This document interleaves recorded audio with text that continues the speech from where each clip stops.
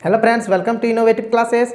Friends, हम लोग series और पैरेलल कॉम्बिनेशन, ठीक है, श्रेणी क्रम और समांतर क्रम संयोजन समझ चुके थे। ठीक है, क्या होता है। ठीक है, आज हम लोग इसका डिफिनेशन देख लेते हैं कि श्रेणी क्रम संयोजन क्या होता है और उसका हम लोग व्यंजक यानी कि उसका एक्सप्रेशन, जो फॉर्मूला हम बोले थे पिछला वीडियो में कि अगला वीडियो में हम फॉर्मूला बताने वाले हैं। ठीक है, तो सबसे पहले सीरीज कॉम्बिनेशन का यानी कि श्रेणी क्रम संयोजन का हम लोग देखेंगे।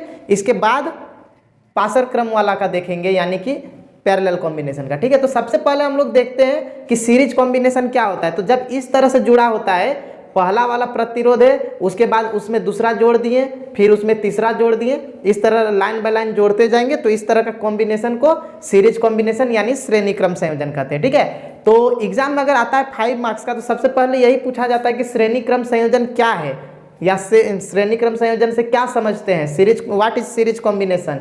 ठीक है, और उसके बाद फिर बोलेगा कि सीरीज कॉम्बिनेशन में अगर रेजिस्टेंस जुड़े हुए हैं, प्रतिरोध, तो उनका इक्विवेलेंट रेजिस्टेंस यानी कि समतुल्य प्रतिरोध के लिए फॉर्मूला, यानी कि जो आर एस इक्वल टू हम फॉर्मूला बताए थे R1 plus R2 plus R3, ये वाला फॉर्मूला निकाल के दिखाना है। ठीक है, तो सबसे पहले हम लोग देखते हैं कि परिभाषा कैसे लिखेंगे, श्रेणी क्रम संयोजन क्या होता है। तो देखिए हम यहाँ पे क्या लिखे हैं, जब पहले प्रतिरोध, देखिए ये पहला प्रतिरोध है, ये दूसरा प्रतिरोध है, ये तीसरा है। ठीक है, तो जब पहले प्रतिरोध का दूसरा छोर को, पहला प्रतिरोध का इस साइड पहला छोर है, इस साइड दूसरा छोर है, तो जब पहले प्रतिरोध के दूसरे छोर को दूसरे प्रतिरोधक के पहले छोर से जोड़ते हैं, ठीक है, तथा दूसरे प्रतिरोधक के दूसरे छोर को तीसरे प्रतिरोधक के पहले छोर से जोड़ते हैं, तो इस प्रकार के संयोजन को क्या कहते हैं, श्रेणी क्रम संयोजन कहते हैं। ठीक है, समझ गए।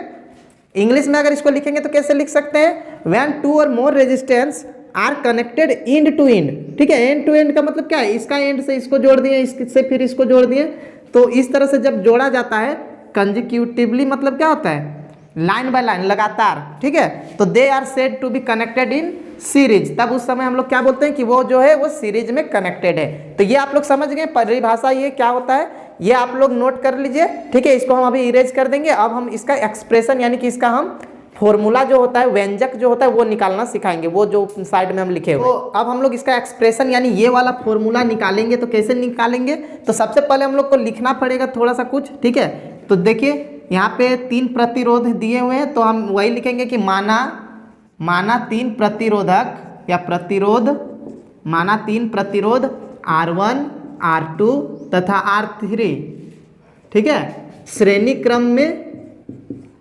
क्रम में जुड़े हैं। ठीक है,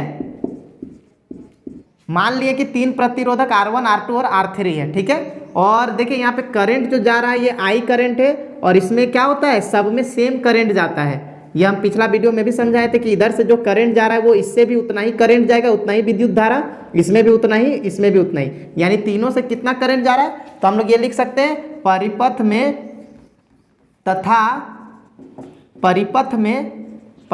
में प्रवाहित धारा I है। ठीक है,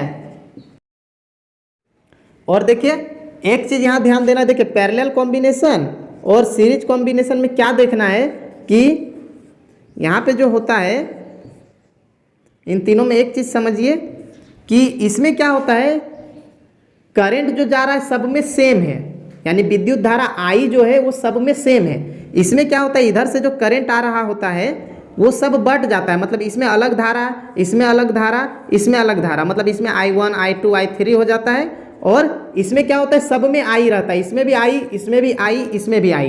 ठीक है, और विभवांतर को हम लोग कैसे नापते हैं, यहाँ से यहाँ इस तरह से करके यहाँ वोल्ट मीटर जब जोड़ते हैं तो विभवांतर हम लोग का बताता है।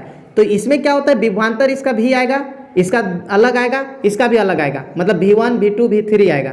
ठीक है, और इसमें क्या होता है, सबका विभवांतर सेम होगा, क्योंकि हम लोग विभवांतर को कैसे नापते हैं, यानी कि पोटेंशियल डिफरेंस को कैसे नापते हैं, दोनों एंड से, यानी दोनों छोर में ही हम लोग विभवांतर, वोल्ट मीटर को जोड़ के विभवांतर को नापते हैं। तो इस क्रम में क्या होता है, विभवांतर सबका सेम, यानी भी सबका सेम, लेकिन I अलग अलग। ठीक है, और इस तरह कॉम्बिनेशन में क्या होता है, I सेम होगा लेकिन भी सबका अलग अलग होगा। ठीक है, तो मान लेते हैं कि इसका जो भी है इसका V1 है, इसका V जो है ये V2 है, और इससे जो प्रवाहित हो रहा है विभवांतर वो, इसका जो विभवांतर है वो V3 है। ठीक है, ठीक है। अब वही लिखेंगे कि तीनों प्रतिरोधक जो है, इन तीनों का जो विभवांतर है वो V1, V2 और V3 है। ठीक है, V1, V2 और V3। ठीक है, तथा तीनों प्रतिरोधों के सिरों के बीच विभवांतर क्रमशः V1, V2 तथा V3 है। ठीक है,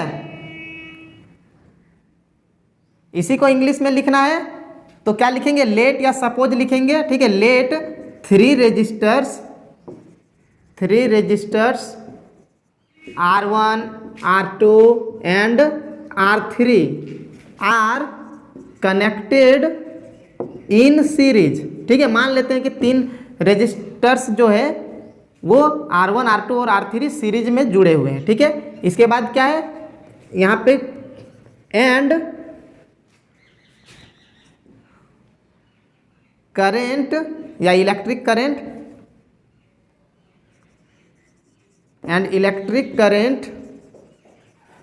I is flowing through the circuit. ठीक है, ये हो गया। और क्या लिखेंगे, V1, V2, V3 जो है वो लिखेंगे। Potential difference across the ends of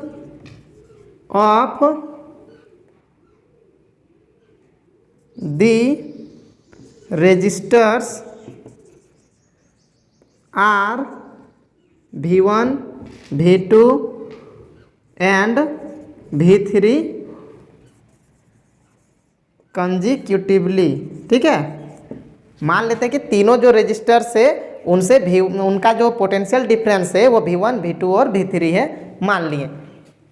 ये हम लोग लिख लिए कि क्या क्या चीज़ है। ठीक है, क्या क्या चीज़ कैसे कनेक्शन है और क्या क्या चीज़ कितना करंट जा रहा है, क्या वोल्टेज है, विभवांतर क्या है, वो हम लोग लिख लिए। अब हम लोग इसका फॉर्मूला यूज करेंगे। ठीक है, तो इसको आप लोग नोट कीजिए, हम इस पर इरेज करने वाले हैं। ठीक है फ्रेंड्स, अब देखिए यहाँ पे टोटल विभवांतर यानी टोटल जो पोटेंशियल डिफरेंस है वो कितना होगा, मतलब ये तीनों का पोटेंशियल डिफरेंस टोटल में अगर देखा जाए पूरा सर्किट का, पूरा परिपथ का, तो यहाँ से लेके यहाँ तक का पोटेंशियल डिफरेंस देखा जाएगा तो वो कितना आएगा, तो ये तीनों का ऐड करके, तीनों को जोड़ के जितना आएगा वही होगा पोटेंशियल डिफरेंस। ठीक है, यानी हम लोग ऐसे लिखेंगे, परिपथ का कुल विभवांतर, ठीक है,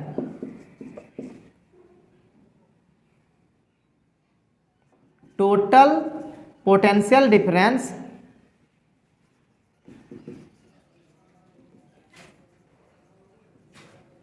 ऑफ द सर्किट। ठीक है, इसके बाद क्या लिखना है, V टोटल क्या है, V इक्वल टू क्या हो जाएगा, V1 plus V2 plus V3, ये होगा। इसको हम लोग इक्वेशन 1 मान के रख सकते हैं। ठीक है, ये हो गया V।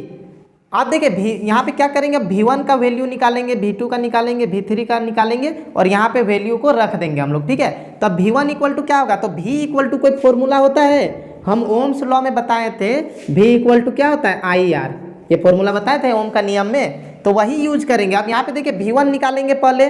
ठीक है, V1 कैसे निकालेंगे, तो देखिए जब हम लोग ये वाला रेजिस्टर के बीच, मतलब इसका पहला जो प्रतिरोध है R1, इसके लिए विभवांतर निकाल रहे हैं, V निकाल रहे हैं, तो V इक्वल टू क्या होता है, IR। तो I तो सबके लिए सेम है, I तो सबके लिए सेम है ना, लेकिन R जो है सबका अलग अलग है, इसका R1 है, इसका R2 है, इसका R3 है। तो V1 जब हम लोग निकालेंगे तो क्या होगा, I तो I ही रहेगा, लेकिन ये R जो है R1 हो जाएगा। V2 जब निकालेंगे तो IR2 हो जाएगा। ठीक है, क्योंकि V2 इसके लिए है, तो I इंटू आर, तो I गुना आर, आर यहाँ पे R2 है इसीलिए R2 लेंगे और उसके लिए IR3 लेंगे। I को I1 I2 I3 नहीं करेंगे क्योंकि I सेम है सबके लिए, इसलिए सिर्फ I रहने दिए हैं। लेकिन R1 R2 R3 तीनों का R जो है वो अलग अलग है, इसीलिए R1 R2 और R3 करेंगे इस तरह से। ठीक है, तो यहाँ पे क्या लिखेंगे, तीनों प्रतिरोधकों के सिरों के बीच विभवांतर। ठीक है, या हम लोग ऐसे लिख सकते हैं, यहाँ पे क्या लिखेंगे, ओम का नियम से। ठीक है, अप्लाइंग ओम्स लॉ। ठीक है, applying Ohm's law to each resistors, each resistor. ठीक है, ओम का नियम हम लोग लगा रहे हैं सभी रेजिस्टर में। ठीक है, सेपरेटली लगा रहे हैं, सब में अलग अलग से ओम का नियम लगा रहे हैं। ठीक है, सभी प्रतिरोधकों में, सभी प्रतिरोधकों या प्रतिरोध भी लिख सकते हैं, सभी प्रतिरोधों में ओम का नियम, ओम के नियम को लगाने से ठीक है क्या मिलेगा, तो V1 सबसे पहले हम लोग V1 निकालेंगे। ठीक है, V1, तो V1 इक्वल टू क्या होगा, अभी समझा दिए ना, IR1 होगा। V2 जब निकालेंगे तो क्या होगा, IR2 होगा, और V3 निकालेंगे तो क्या होगा, IR3 होगा। ठीक है, इसको हम लोग इक्वेशन 2, 3 और 4 बोल सकते हैं। ठीक है, अब ये तीनों का वैल्यू यहाँ पे हम लोग रख देंगे। ठीक है, यहाँ V1 के जगह क्या लिख देंगे, IR1, V2 के जगह IR2। ठीक है, तो हम लोग यहाँ लिख सकते हैं फ्रॉम इक्वेशन 1, 2, 3 एंड 4। ठीक है, फ्रॉम इक्वेशन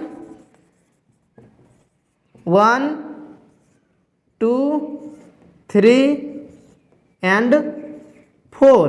ठीक है, समीकरण 1, 2, 3 तथा 4 से। ठीक है, हिंदी मीडियम वाले हिंदी वाला लिखेगा, इंग्लिश मीडियम वाले इंग्लिश वाला। ठीक है ना, तो अब देखिए यहाँ पे V इक्वल टू क्या हो जाएगा, V इक्वल टू क्या होता है, V1 है ना, तो V1 के जगह क्या रखेंगे, अब हम लोग V1 के जगह रखेंगे IR1, IR1 प्लस V2 के जगह IR2 प्लस V3 के जगह IR3। ये हो गया। यहाँ तक इसको भी हम लोग इक्वेशन लिख सकते हैं, इसको लिखना है तो इक्वेशन 5 लिख सकते हैं। ठीक है, ये हो गया। अब हम लोग क्या करेंगे, इसको आप लोग यहाँ तक नोट, हम यहाँ साइड में लिख देते हैं। ठीक है, यहाँ पे इस जगह लिख देते हैं, इसको इरेज कर देते हैं, इस जगह लिख देते हैं। अब देखिए V इक्वल टू हम लोग क्या फॉर्मूला जानते हैं, वो लिखेंगे ओम का नियम से। ठीक है, पहले यहाँ पे लिख लेते हैं कि टोटल रेजिस्टेंस मान लेते हैं, ये तीनों के बदले में रेजिस्टेंस कितना है, इक्विवेलेंट रेजिस्टेंस। ठीक है, let equivalent resistance, equivalent resistance of the resistors be R. ठीक है, आर एस मान लेते हैं कि तीनों प्रतिरोधकों का या जितने भी प्रतिरोधक है सबका इक्विवेलेंट यानी कि समतुल्य प्रतिरोध कितना है, RS है। ठीक है, ये S है। हिंदी में कैसे लिखेंगे, माना तीनों प्रतिरोधकों का या प्रतिरोधों का समतुल्य प्रतिरोध या तुल्य प्रतिरोध, समतुल्य प्रतिरोध RS है। ठीक है, मान लेते हैं S क्यों लिख रहे हैं, सीरीज में जुड़ा हुआ है, श्रेणी में जुड़ा हुआ है, इसलिए मान लिए कि तीनों प्रतिरोधकों के बदले अगर हम एक प्रतिरोध लगाते हैं इन तीनों के बदले में, तो वो क्या है, RS है। ठीक है, अब फिर ओम का लॉ लगाएंगे, ओम का नियम, applying Ohm's law, applying Ohm's law या यूजिंग ओम्स लॉ। ठीक है, हिंदी में क्या लिखेंगे, ओम के नियम से, ओम के नियम से। ठीक है, V इक्वल टू क्या जानते हैं हम लोग, देखिए यहाँ पे V इक्वल टू आया है ना, तो इसी को लिखेंगे। V इक्वल टू क्या आता है, ओम का नियम में अभी हम फॉर्मूला लिखे थे, V इक्वल टू IR होता है, तो R की जगह क्या लिखेंगे, RS। ठीक है ना, मान लिए तीनों के बदले, पूरा सर्किट में हम लोग देख रहे हैं, पूरा परिपथ में ये तीनों के बदले मान लेते हैं कि एक लग गया, मतलब ये 3 को नहीं, एक है, जिसका प्रतिरोध कितना है, RS है। तो इस तरह से मान लेते हैं, देखिए इस तरह से यहाँ पे मान लेते हैं एक प्रतिरोध जुड़ा हुआ है, यहाँ पे बैटरी है जो भी है, इस तरह से और इस तरह से जुड़ा हुआ है। तो ये मान लिए कि आर एस है, यहाँ पे विभवांतर भी है, इसका करंट आई जा रहा है। तो आर एस इक्वल टू या भी इक्वल टू जब हम लोग निकालते हैं, या यहाँ से भी हम लोग नाप सकते हैं, तो भी जब निकालते हैं तो क्या होता है, आई आर होता है ना, भी इक्वल टू आई आर। तो यहाँ आर एस है, इसीलिए आर एस लिख दिए। अब इसको भी एक इक्वेशन मान सकते हैं, 5 हो गया था तो ये 6 हो गया। अब देखिए भी इक्वल टू ये है और यहाँ भी भी इक्वल टू ये है, तो ये दोनों आपस में इक्वल होगा। हम लोग भी के जगह पे आई आर एस लिख सकते हैं ना, तो हम लोग यहाँ पे लिखेंगे समीकरण 5 तथा 6 से। इंग्लिश में लिखना है तो क्या लिखेंगे, फ्रॉम इक्वेशन 5 एंड 6। 5 और 6 इक्वेशन में क्या हो जाएगा, तो देखिए यहाँ पे भी के जगह अब हम लोग क्या लिख देंगे, ये जो लिखे आई आर एस।